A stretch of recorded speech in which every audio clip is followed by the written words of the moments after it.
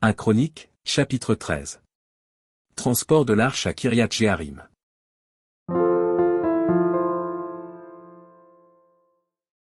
David tint conseil avec les chefs de milliers et de centaines, avec tous les princes.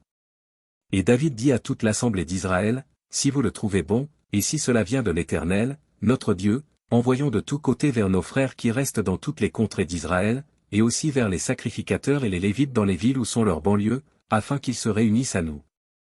Et ramenons auprès de nous l'arche de notre Dieu, car nous ne nous en sommes pas occupés du temps de Saül. Toute l'assemblée décida de faire ainsi, car la chose parut convenable à tout le peuple. David assembla tout Israël, depuis le Shicor d'Égypte jusqu'à l'entrée de Hamath, pour faire venir de Kirjath Jéarim l'arche de Dieu.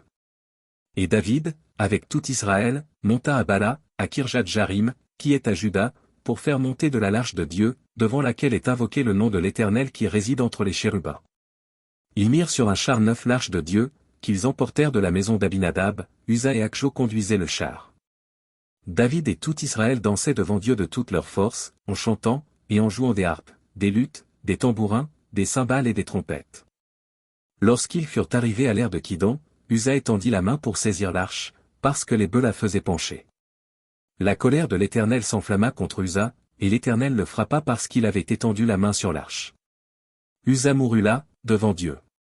David fut irrité de ce que l'Éternel avait frappé Uza d'un tel châtiment. Et ce lieu a été appelé jusqu'à ce jour Péré-Uza. David eut peur de Dieu en ce jour-là, et il dit, comment ferais-je entrer chez moi l'arche de Dieu? David ne retira pas l'arche chez lui dans la cité de David, et il la fit conduire dans la maison d'Obed-Édom de Gath. L'arche de Dieu resta 3 mois dans la maison d'Obed-Édom, dans sa maison. Et l'Éternel bénit la maison d'Obed-Édom et tout ce qui lui appartenait.